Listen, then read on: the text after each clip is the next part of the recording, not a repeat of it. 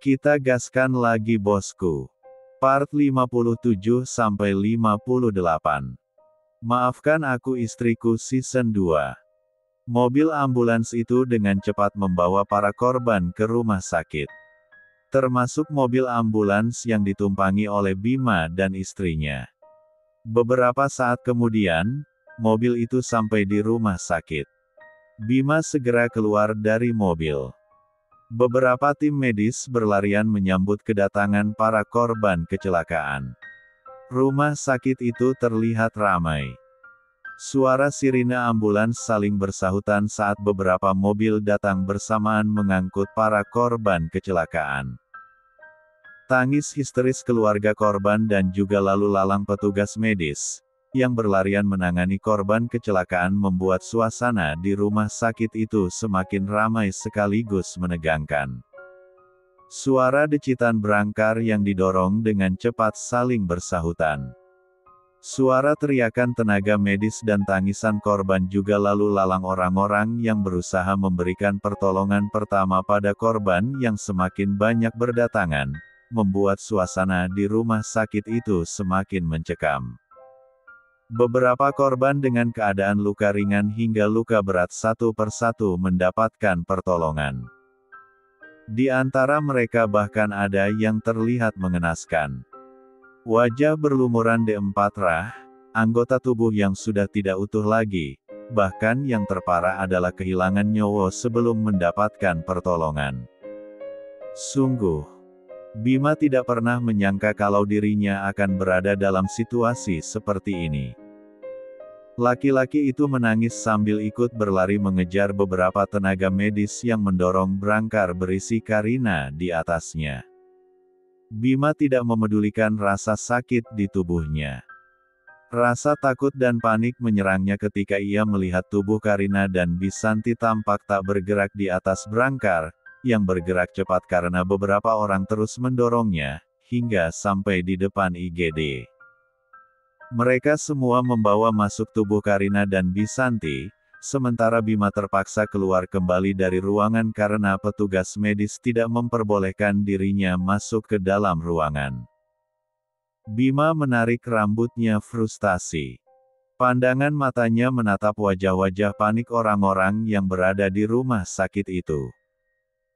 Suara teriakan, suara tangisan, suara rintihan kesakitan, bahkan suara sirine ambulans pun tak bisa mengalahkan suara decitan roda brangkar, yang didorong cepat dan suara sepatu yang beradu dengan lantai menandakan betapa kacaunya keadaan rumah sakit pagi itu.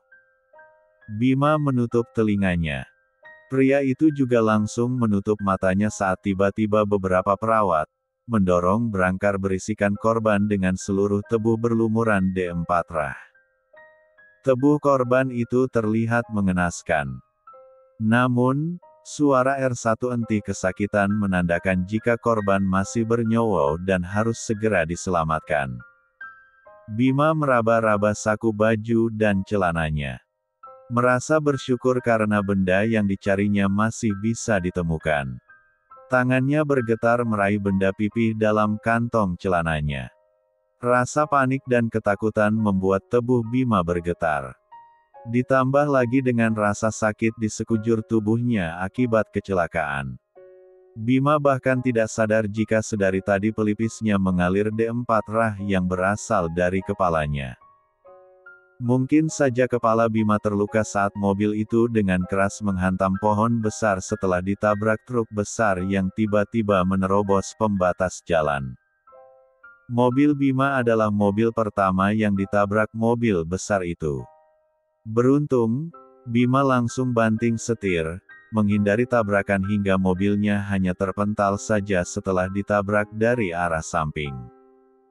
Mobil Bima tidak terlalu parah keadaannya dibandingkan mobil lain yang posisinya berada di belakang Bima. Kecelakaan beruntun itu begitu banyak memakan korban karena kondisi jalanan yang cukup padat oleh kendaraan. "Halo, Al, bisakah kamu segera datang ke rumah sakit?" Suara Bima bergetar dengan isak tangis yang terdengar di seberang sana. Aldrian yang baru saja pulang dari bulan madunya, sekitar 3 jam lalu mengerutkan kening mendengar suara Bima yang terdengar tidak biasanya. Kami mengalami kecelakaan. Apa? Suara teriakan Aldrian terdengar. Lelaki itu sungguh terkejut mendengar ucapan Bima. Semua kata-kata yang ingin diucapkannya seketika kembali tertelan di tenggorokan. Aldrian menutup panggilan setelah Bima menyebutkan nama dan alamat rumah sakit tempat mereka berada saat ini. Aldrian sungguh tidak mengira kalau Bima dan Karina mengalami kecelakaan. Laki-laki itu pikir, Bima menelepon karena Karina melahirkan. Semoga mereka semua baik-baik saja ya, Tuhan. Aldrian berdoa dalam hati.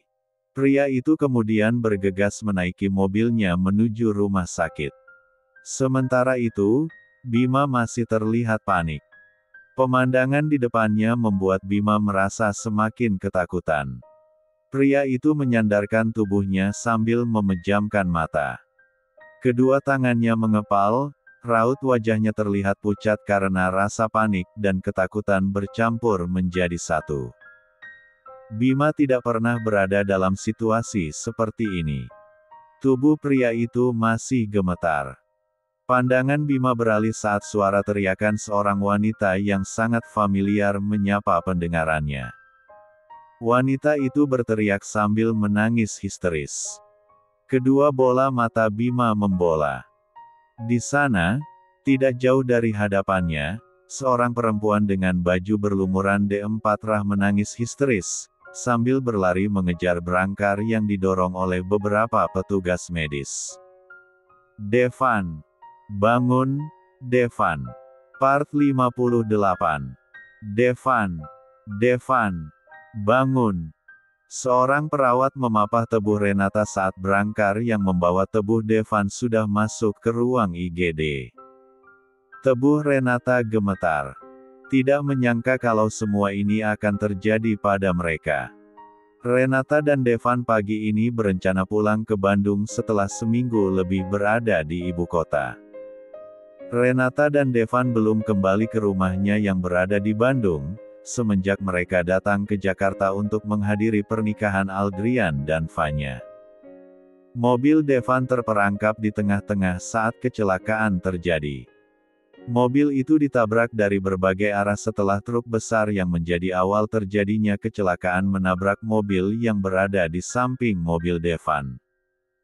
Devan yang saat itu masih dalam kesadaran penuh langsung membuka seat belt yang dikenakan oleh dirinya dan Renata. Lelaki itu dengan cepat membuka pintu kemudian mendorong tubuh perempuan itu ke jalanan setelah mengatakan cinta pada Renata. I love you, Renata. Kalimat itu terucap dari B1 bir Devan sesaat sebelum dirinya mendorong tubuh Renata dengan kasar hingga jatuh ke trotoar. Sementara itu, belum sempat Devan membanting setir untuk menghindar, truk besar yang mengalami remblong itu menabrak mobil yang dikendarainya. Devan. Bangun, Dev. Aku mohon. Renata masih berucap di tengah isak tangisnya. Perempuan itu menangis histeris. Perawat yang tadi memapahnya sudah kembali sibuk menolong para korban. Tidak jauh dari tempat itu, Bima menatap perempuan yang sedang menangis histeris itu dengan perasaan entah. Yang jelas, ia sungguh tidak menyangka kalau akan bertemu Renata di sini. Bahkan dalam situasi yang sama-sama sulit. Kenapa Devan juga ikut menjadi korban kecelakaan? Devan. Devan. Renata kembali berteriak. Suara dan tenaganya sampai habis terkuras. Tidak ada yang mendekatinya apalagi menolongnya. Semua petugas medis sedang sibuk masing-masing mengurus para korban yang sedari tadi masih banyak berdatangan. Kecelakaan beruntun itu menyebabkan banyak korban berjatuhan karena peristiwa kecelakaan itu terjadi saat jalanan sangat padat. Devan. Devan. Suara teriakan Renata membuyarkan lamunan Bima. Dari tempatnya, Bima melihat tubuh Renata limbung. Secepat kilat Bima berlari mendekati Renata yang hanya berjarak kurang dari 5 meter dari tempatnya berdiri. Renata. Bima berhasil memegangi tubuh Renata yang hampir saja terjatuh. Tubuh perempuan itu bergetar karena menangis dan terus berteriak. Renata. Bima meraih tubuh Renata yang melemah. Satu tangannya mentigaluk pinggang Renata sementara tangan satunya meraih punggung Renata saat wanita itu hampir saja luruh ke lantai. Tangan Renata yang gemetar berpegangan pada kemeja Bima. Kepalanya mendongak saat indera pendengarannya menangkap suara yang tidak asing. Renata. Bima.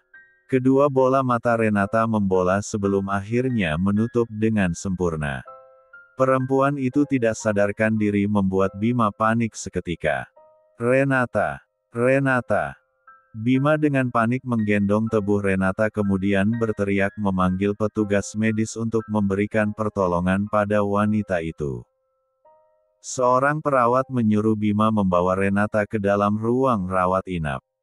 Seorang dok 3R bergegas mendekati Renata karena melihat baju perempuan itu yang penuh darah. Dok 3R dibantu suster itu dengan cepat mengambil tindakan pada Renata. Apa pasien sedang H4 mil, dok? Sang perawat melihat ke arah perut Renata. Kamu benar, sus. Tapi kita harus memeriksanya lebih lanjut. Sang perawat mengangguk saat mendengar penjelasan Dok 3R. Dok 3R perempuan itu keluar ruangan dan mendapati Bima yang terlihat gelisah. Anda suaminya? Bu, bukan. Saya temannya, Dok 3R. Suaminya termasuk salah satu korban kecelakaan. Bima menunjuk ke ruang IGD. Sang Dok 3R mengangguk tanda mengerti. Dia sedang H4 mil.